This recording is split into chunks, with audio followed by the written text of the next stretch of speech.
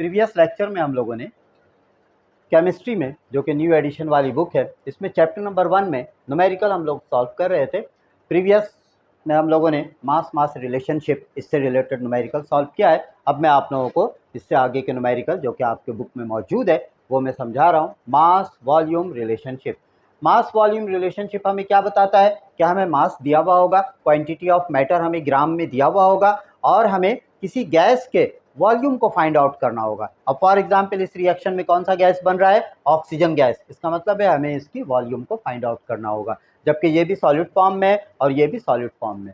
इस रिएक्शन में आपसे क्या कहा जा रहा है कि एक कंपाउंड है 2KClO3 पोटेशियम क्लोरेट, जिसे आप हीट कर रहे हैं, थर्मल डिकम्पोजिशन कर रहे हैं, जिससे कैल्शियम पोटेशियम क्लोराइड बन रहा है और साथ में क्या बन रहे हैं? Oxygen gas.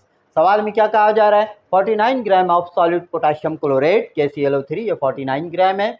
इसको आपने हीटिंग किया है, गर्म किया है, डिकम्पोज हो रहा है कम्प्लीटली टू पोटेशियम क्लोराइड, और ये कम्प्लीटली डिकम्पोज होकर पोटेशियम क्लोराइड में और ऑक्सीजन गैस में कन्वर्ट हो रहा है with the liberation of oxygen gas O2, और साथ में ऑक्सीजन गैस भी बन रहा है। तो आपने क्या फाइंड आउट करना है? Determine volume of oxygen gas O2 liberated at STP। STP का क्या मतलब होता है? Standard temperature pressure. Standard temperature pressure पे यहाँ पर कितने ऑक्सीजन गैस वॉल्यूम बन रहे हैं ये आपने फाइंड आउट करना है। तो सबसे पहले आप ये देखिए आपको क्या क्या बातें गिवन है। डाटा में आप लिख दें मास ऑफ KClO3, यहाँ पर आप नाम भी लिख सकते हैं मास ऑफ पोटेशियम क्लोरेट, या फिर आप इस कंपाउंड का फार्मूला लिख दें KClO3। मास आपको कितना गिवन है? 49 ग्राम, तो ये आप यहाँ पर लिख दें।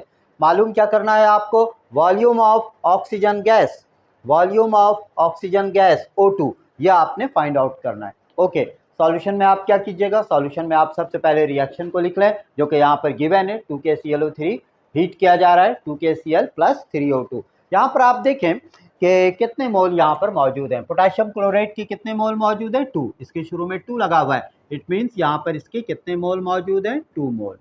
इसी तरीके से ऑक्सीजन को आप देखें, यहाँ पर इसके साथ 3 मौजूद है, इसका मतलब है कि इसके कितने मोल मौजूद हैं? 3 मोल। सबसे पहला काम हमें क्या करना है? सबसे पहला काम हमें यह करना है कि हमें number of moles find out करना है पोटेशियम क्लोरेट के लिए। तो आप यहाँ पर सेंटेंस लिखें, number of moles of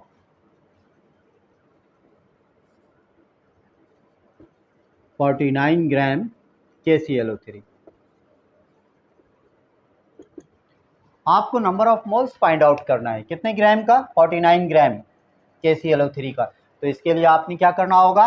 mass upon molar mass. मास आपको कितना दिया हुआ है? 49 ग्राम। आपने मोलर मास फाइंड आउट करना है किसका? KClO3 का। कैसे फाइंड आउट करेंगे? देखें आप, KClO3, पोटेशियम का एटॉमिक मास होता है 39, क्लोरीन का होता है 35.5 और ऑक्सीजन का होता है 16 को आप 3 से मल्टीप्लाई कर दीजिएगा 48। इन तीनों को आपने ऐड करना है तो आपके पास आ जाएगा 122.5 molar mass. Molar mass of KClO3 या molar mass of potassium chlorate कितना आ जाता है? 122.5। तो आप नंबर ऑफ मोल्स मालूम करने के लिए इस 49 ग्राम जो कि पोटेशियम क्लोरेट है, इसको आपने डिवाइड कर देना है molar mass of potassium chlorate से, जो कि यहाँ पर आपने फाइंड आउट किया है 122.5। जब आप इन दोनों को डिवाइड करते हैं तो आपके पास आ जाएगा 0.5 मोल्स। 0.5 मोल्स।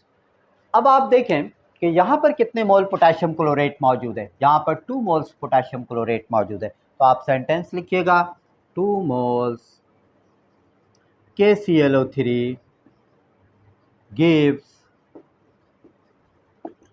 2 मोल KClO3 हमें देता है कितने मोल ऑक्सीजन गैस फराहम कर रहा है? 3 मोल। 3 मोल ऑफ O2। अब आप 1 के लिए काम कीजिए। 1 मोल ऑफ KClO3 गिव्स, कम देगा तो इसके लिए 3 से आपने इस 2 को क्या करना होगा? डिवाइड कर देना होगा। अब आप यहां पर देखें कितने मोल्स KClO3 का हम लोगों ने फाइंड आउट किया है? 0.4। इस 0.4 के लिए आप फाइंड आउट करें। 0.4 मोल्स KClO3 गिव्स, तो इसके लिए आप क्या करेंगे? 3/2 मल्टीप्लाई बाई 0.4, 2 2 ज़ा 4 और इसके बाद फिर 2 3 ज़ा 6, तो इस तरह आपके पास रिजल्ट आ जाएगा 0.3 मोल्स। 0.3 मोल्स। ये 0.3 मोल्स क्या है भाई? 0.3 moles of 0.6 moles of oxygen gas. तो हमें ये मालूम करना है कि ये 0.6 मोल्स ऑफ ऑक्सीजन गैस, इसका वॉल्यूम STP पर कितना होगा। तो आपने ये बात याद रखना है कि STP पर, स्टैंडर्ड टेम्परेचर एंड प्रेशर पर, किसी भी 1 मोल गैस का जो वॉल्यूम होता है वो कांस्टेंट होता है, और वो कितना होता है? 22.4 dm³। 22.4 dm³। तो आप यहाँ पर सेंटेंस लिखेंगे, volume of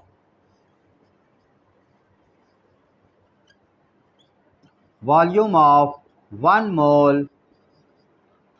mole O2, oxygen gas के लिए हम लोग काम कर रहे हैं तो O2 लिख दें, जो भी गैस होगा उसका नाम आप लिख दें। Volume of 1 mole O2 at STP, standard temperature pressure पे 1 मोल ऑक्सीजन गैस का वॉल्यूम कितना होगा? 22.4। बल्कि सिर्फ ऑक्सीजन का नहीं, कोई सा भी आप गैस ले लें, carbon dioxide gas, nitrogen gas या कोई और गैस, तो इन तमाम गैस अगर 1 मोल आप इस्तेमाल कर रहे हैं तो 1 मोल गैस का वॉल्यूम STP पर, स्टैंडर्ड टेम्परेचर एंड प्रेशर पे 22.4 dm³ होता है। तो volume of 1 mole O2 at STP is equal to 22.4 dm³। हमें कितने मोल के लिए काम करना है भाई? 0.6 मोल ऑफ ऑक्सीजन, तो आप लिखेंगे volume of 0.6 mole O2 at STP is equal to, multiply कर दे आप इसे, 22.4 मल्टीप्लाई बाई 0.6, और इन दोनों को आपने साइंटिफिक कैलकुलेटर से मल्टीप्लाई कर देना है। तो इस तरह आपके पास रिजल्ट आ जाएगा 13.44 dm³।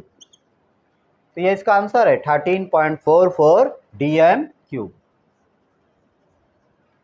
तो ये न्यूमेरिकल एक्चुअल में मास वॉल्यूम रिलेशनशिप से रिलेटेड है।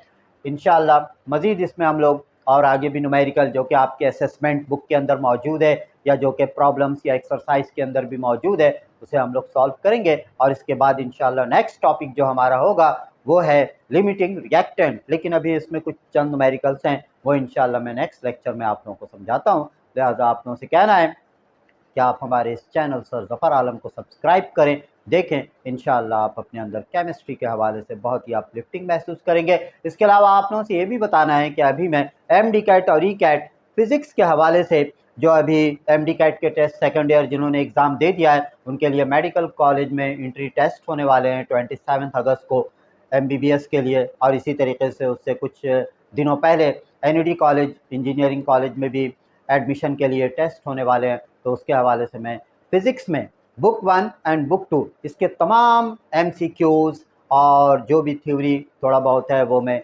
समझा रहा हूँ। लिहाजा आप लोगों से ये कहना है कि आप लोग उसे भी फॉलो कर सकते हैं, उससे आपके MCQs काफ़ी स्ट्रॉन्ग हो जाएंगे।